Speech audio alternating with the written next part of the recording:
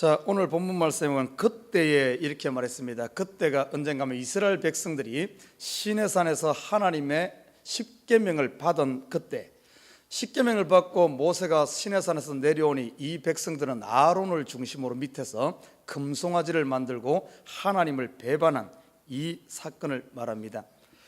자, 그러므로 모세가 이 하나님의 이 십계명을 돌판을 받아가지고 내려오다가 금송아지 만들어 춤추고 타락한 그 백성들 앞에서 이 십계명 돌판을 확 깨뜨립니다. 제가 전번에 이야기했어요. 이 십계명 돌판을 깨뜨린 것은 다른 의미가 아니라 2절에 보면 이렇게 말합니다.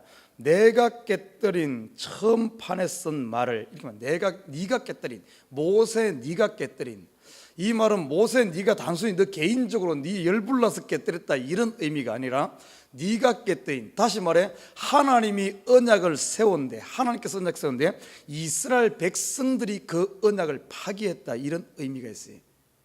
아내들 이스라엘 백성들이 하나님의 말씀을 어긴. 자, 이 말씀은 창세기로 더 깊이 들어가 보면은 에덴 동산에서 그 말씀을 볼 수 있습니다. 하나님과 아담이 하나님의 언약을 세웠어요. 동산 중앙에 있는 저 선악을 알게 하는 나무는 따먹지 마라.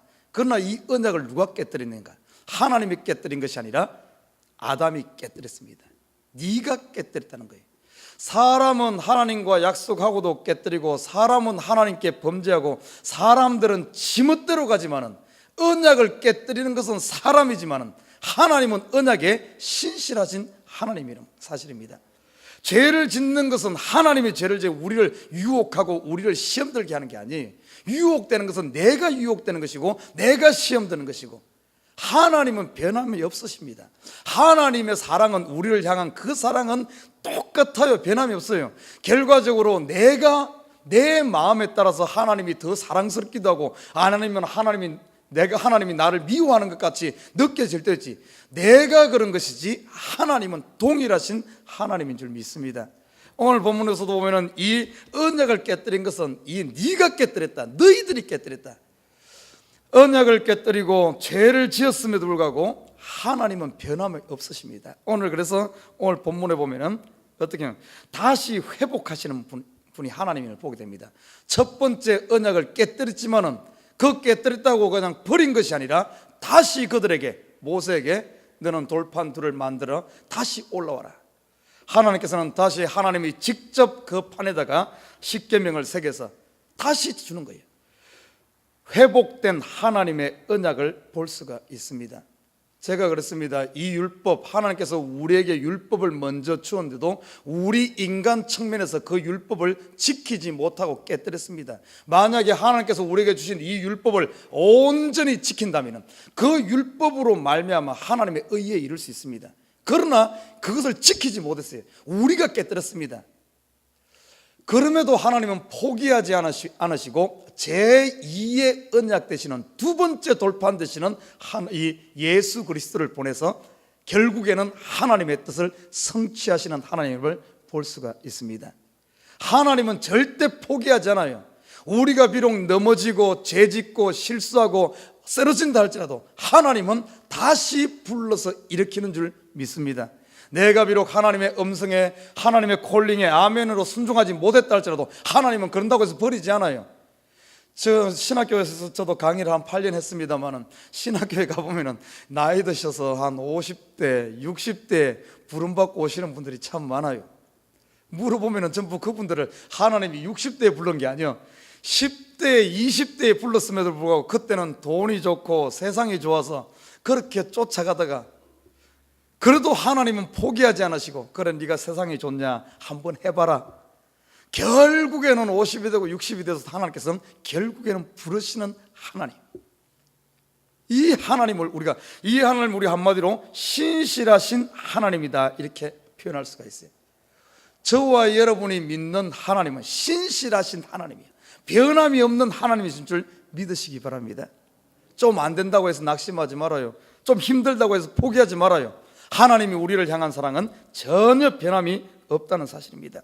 자, 오늘 본문에 보면은 이 두 번째 언약, 두 번째 이 돌판에다 새기면서 다시 이스라엘이 깨뜨렸지만은 하나님은 다시 이스라엘 불러서 그들에게 이 율법을 주면서 너를 거룩한 나라로, 제사장 나라로 다시 부르는 사실을 볼 수 있습니다.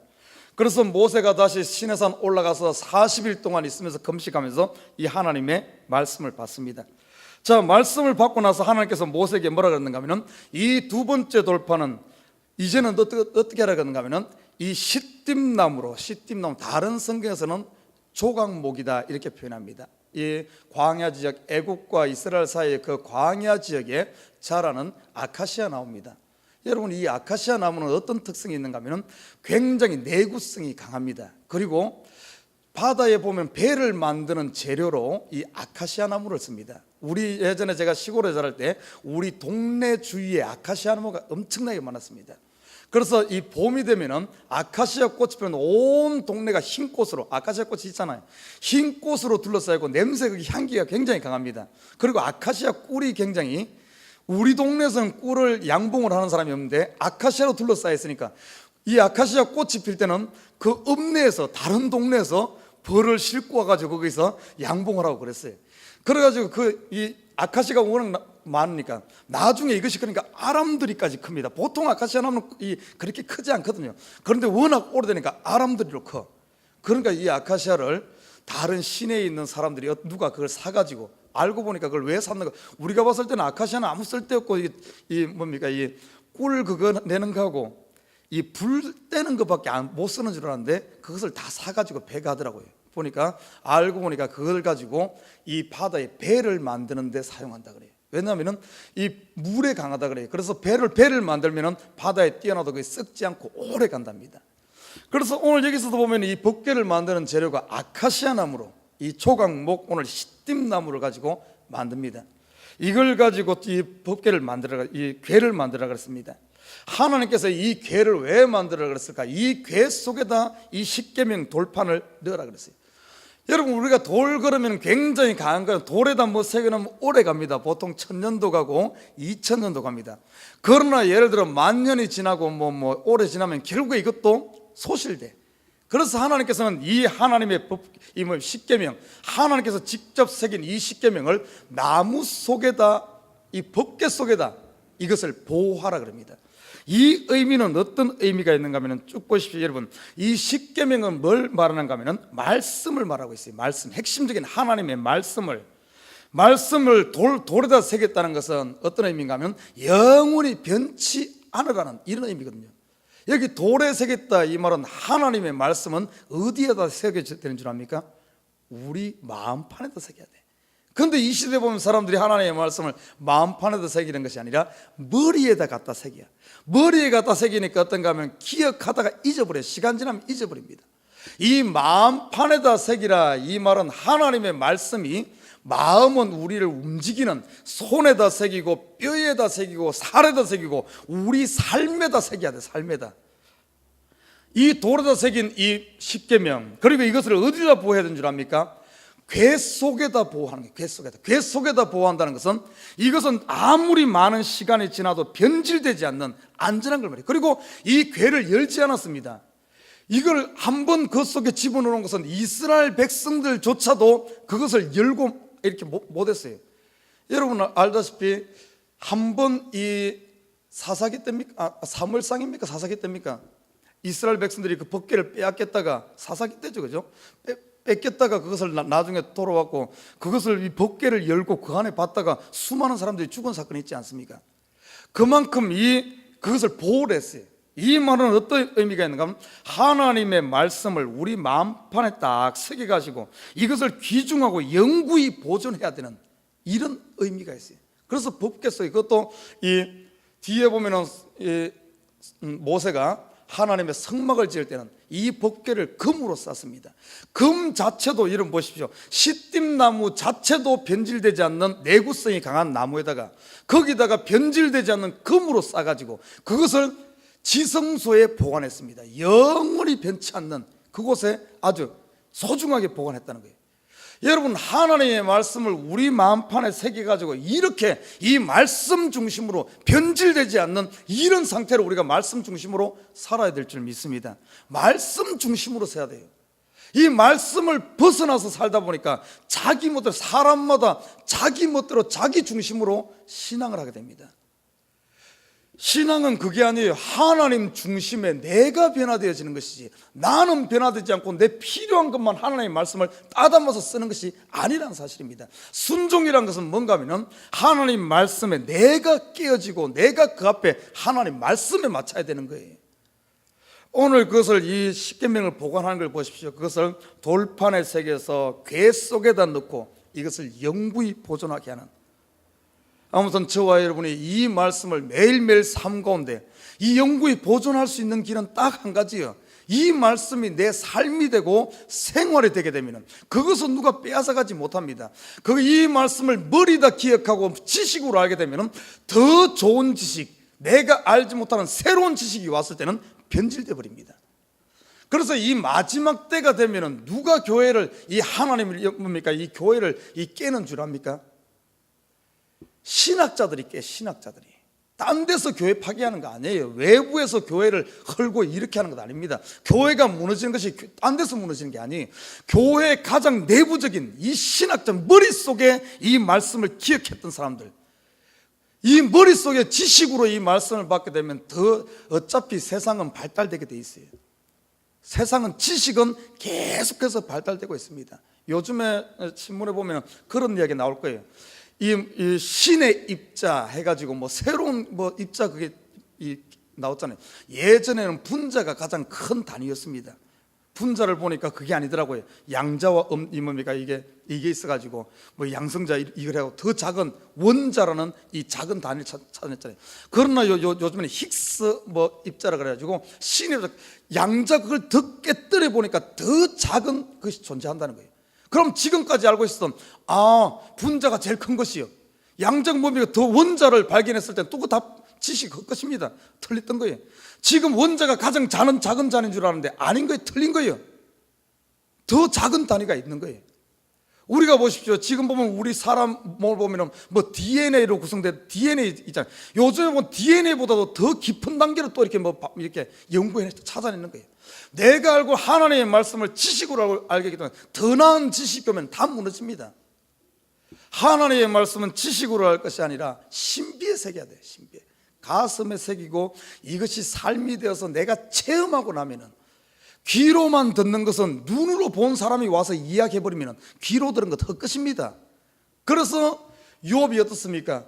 지금까지는 내가 귀로만 듣고 하나님을 잘 섬기는 줄 알았는데 내가 고난을 통해서 점점 깊이 봐서 하나님을 참으로 만나고 나니까 이제는 귀로 듣는 것이 아니라 내가 눈으로 하나님을 보나이다.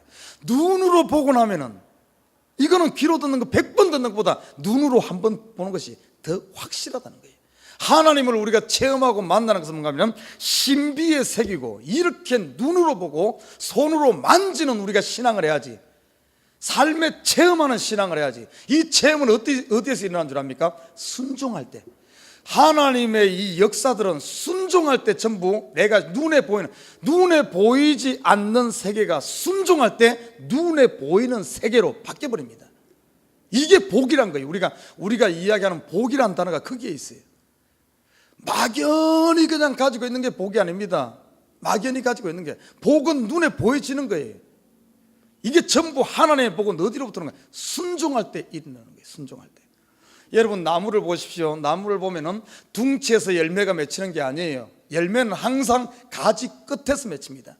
가지 끝에서. 그것처럼 우리의 손끝에서 하나님의 복이 오는 거예요. 우리의 입 끝에서 말을 아멘으로 하고 입으로 시인하여 구원에 이르는, 입으로 시인하고 복음을 전할 때 뭔가 열매가 나타나지. 복음 전해야 하는지 알고 마음에만 가지고 있으면 안 돼. 가지 끝에서 열매가 맺힌다는 거예요.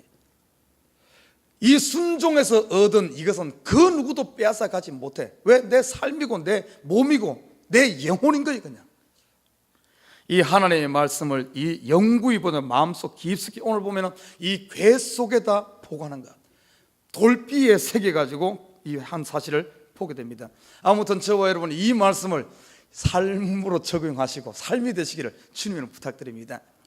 자, 그리고 6절에 보면 이런 말씀이 나와요. 6절에 보면 이스라엘 자손이 브에로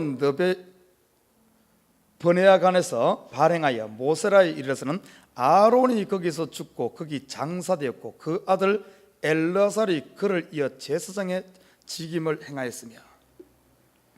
자, 여기서 보면 아론이 죽은 사건이 나옵니다. 아론이 죽은 이유는 머리바 물 사건과 금속안지 사건, 다시 말해 결과적으로 아론이 중도에 죽은 것은 그의 죄 때문이에요. 죄. 이 아론이 죽어서 이 의미는 뭔가 하면, 아론이 죽었다 이 말은 죄의 결과는 사망임을 분명히 보여줍니다. 그러면서 죄에 대해서는 반드시 하나님께서 심판하신다. 자, 그런데 보면 아론은 죽었지만 어떻게 됩니까? 그 아들 엘르아살이 아론의 대제사장 직분을 그대로 위임해서, 아론은 죽었지만은 제사장의 그 직임은 이어지는 사실을 보게 됩니다. 이스라엘 백성 보십시오. 출애굽 1세대들이 어떻게 됐습니까? 그들이 범죄함으로 말미암아 하나님을 믿지 않으므로 광야에서 다 죽어갔어요. 그렇다고 끝났느냐? 그러지 않아요. 하나님의 약속은 제2세대들, 오늘 신명기에 모세가 설교한 건 2세대들에 한 거예요. 1세대는 죽었지만 하나님의 약속은, 믿음의 세계는 이어지는 겁니다. 2세대로 이어져서 가나안을 결국에는 들어가는 거예요. 하나님의 약속은 성취가 되는 겁니다. 우리가 죄는 죽지만 죄에 대해서는 없어지지만 하나님의 언약은 변치 않으시는 거예요. 우리가 이 땅에 살면서 그래요. 우리가 죄 지으면 그 죄에 대해서는 하나님께서 이 십자가로 씻습니다. 우리 죄의 결과 십자가 아닙니까? 죽음 아닙니까?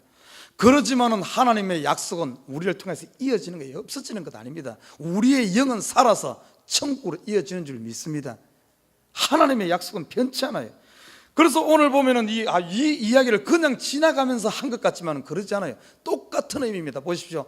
1차 언약이 파기되니까 2차 하나님께서 십계명을 주고, 아론이 죽으니까 엘르아살이 대를 잇고, 1세대가 죽으니까 2세대 있고, 율법이 안 되니까 예수가 와서 결국에는 하나님의 뜻이 이루어지는, 이것을 보여주고자 그냥 지나가는 같이 이야기하지만 하나님의 언약은 성취되지 않느냐, 하나님은 이어지고 있지 않느냐 보여주는 겁니다.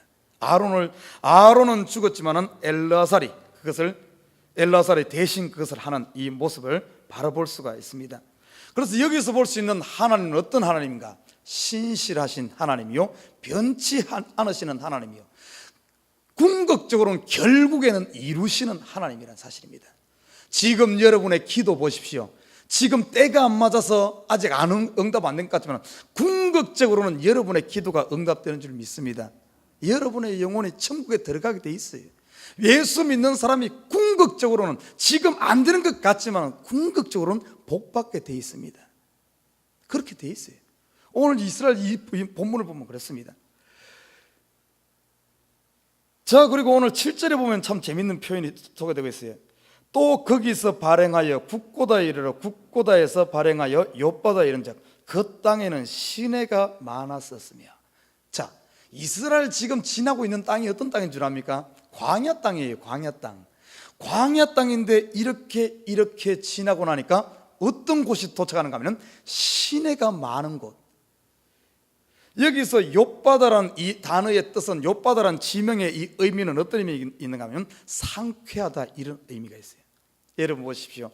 하나님의 십계명이 회복되고 이스라엘 백성이 깨뜨렸지만, 언약을 깨뜨리지만 하나님께서 다시 그들을 사랑하셔서 이 두 번째 돌판을 주시면서 십계명, 다시 말해 말씀이 회복되고, 아론이 죽고 그 아들 엘르아살이 제사장 직분을 이어받음으로 이 제사장이 하는 일이 뭐죠? 제사 지내는 것 아닙니까? 예배가 회복되어지고, 말씀이 회복되고 예배가 회복되어지고 나니까 어떤 역사가 있나요? 시원한 시내가 흐르는 이곳으로 이끌림 받는 이 축복이 이어진 걸 말합니다. 다시 말해 우리의 영적인 하나님과 나 사이의 관계가 회복되고 나면 여러분의 삶이 어떤 줄 압니까? 욥바다, 상쾌한 삶이 될 줄 믿습니다. 시내가 있는 삶을 살게 되는 거예요. 우리가 지금 이 땅에 살면서 여전히 광야와 같은 광야 속을 헤매는 이유가 뭔 줄 압니까? 지금 이거 뭡니까? 하나님과의 이 말씀과 예배가 내 속에서 하나님과 화통하지 못하니까 내 삶이 팍팍한 거예요. 하나님과 화통하고 나면은 이 땅은 어차피 좀 부족할 수밖에 없어요. 돈이 좀 없고 건강이 좀 없고 뭐가 좀 부족하더라도 하나님과 화통하고 나면 우리의 영혼이 어떻게 되는 줄 압니까? 욥보다 상쾌해지는 거예요. 상쾌해지고 풍요롭고 기뻐지면서 감사가 넘치는 거예요. 이것을 시편에서는 어떻게 이야기하고 있는가 하면, 말씀 율법 중심, 율법을 묵상하면서 사는 이 백성들은 시냇가에 심기운 나무처럼 마르지 않는 이 상쾌함을 유지하며 살 수 있다는 사실입니다. 여러분 어떻습니까? 하루하루 삶이 남들이 봤을 때는 나를 불쌍하게 보는데 나는 그러지 않아. 내 속에서는 신나. 뭔가 상쾌한 이런 삶을 살고 있습니까? 아니면 남들은 나를 다 부러워하는데 내 속은 지금 완전히 광야를 걷고 있습니까? 여러분 어떤 삶을 살고 있어요? 세상이 나를 어떻게 보든 내 속에 이 상쾌함이 있으면 돼. 이게 복받은 사람인 줄 믿습니다. 하나님과 회복된 사람은 이런 삶을 사는 거예요. 어차피 천하를 다 준다 할지라도 여러분 우리 다 채워지지 않습니다.